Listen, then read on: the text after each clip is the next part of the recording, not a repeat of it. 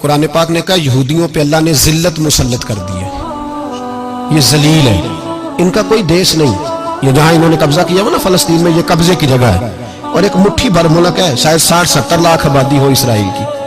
اگر امریکہ اس کی مدد نہ کرے تو اسرائیل قائم نہیں رہ سکتا، اور اس کے گرد 12-14 اسلامی ملک ہیں۔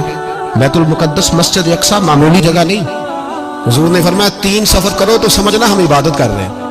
کون کون سے؟ فرمایا اگر بیت اللہ جاؤ تو عبادت سمجھ کے جانا، مسجد نبوی کی طرف جاؤ تو عبادت ہے، اور مسجد اقصی کی طرف جاؤ تو یہ بھی عبادت ہے۔ اور فرمایا مسجد اقصی میں جس نے ایک نماز پڑھی اسے 25,000 نمازوں کا ثواب ملے گا۔ اور میرے رسول پاک نے یہ وہ مسجد ہے جس کے ساتھ معراج شریف جڑا ہوا ہے۔ قرآن پاک نے کہا کہ اس مسجد میں سبحان اللہ اسریٰ بعبدہ لیلا من المسجد الحرام الی المسجد الاقصی۔ مسلمانوں، قرآن کہتا ہے کہ تمہارے معراج کی شان رسول پاک کی مسجد اقصی سے جڑی ہے۔ جس محبوب کو رب معراج کرائے تو مسجد اقصی میں لا کے کرائے۔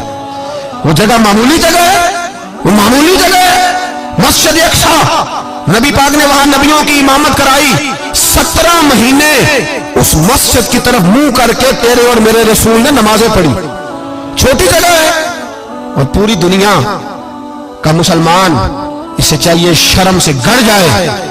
ایک امریکہ کا صدر بول کے کہتا ہے کہ اسرائیل کو اجازت ہے اسے دارالحکومت بنائے، اور مسلمان حکمران بیان دے رہے ہیں ظالموں، لٹیرو، تم اپنی سیاستیں چمکانے کے لیے پہلے ایک دوسرے کو گالیاں دیتے ہو، پھر اکٹھے بیٹھ جاتے ہو نمبرنگ کرنے کے لیے۔ تم دین کے اس مسئلے میں سارے اکٹھے کیوں نہیں بیٹھے؟ سارے پاکستان کے سیاستدانوں کو، علماء اور مشائخ کو چاہیے تھا ایک پیج پہ اکٹھے ہوتے، اکٹھے بیٹھ کے ایک بیان ہی دے دیتے، ایک بات ہی کر دیتے۔ پھر میرا سلوٹ ہے ترکی کے صدر کو، پھر میرا سلوٹ ہے ترکی کے صدر کو۔ عجیب بات ہے نا کہ اس کے پاس ایٹمی طاقت آپ سے کمزور ہے، آپ کی تگڑی ہے۔ اس کے پاس جو فوجی طاقتیں ہیں وہ اپنی جگہ پر، آپ کی فوجی طاقتوں کا لوہا مانتی ہے دنیا، لیکن پھر مجھے کہنے دو نا، میدان میں بندہ ایٹمی طاقت سے نہیں لڑتا، ایمان کی قوت سے لڑتا ہے۔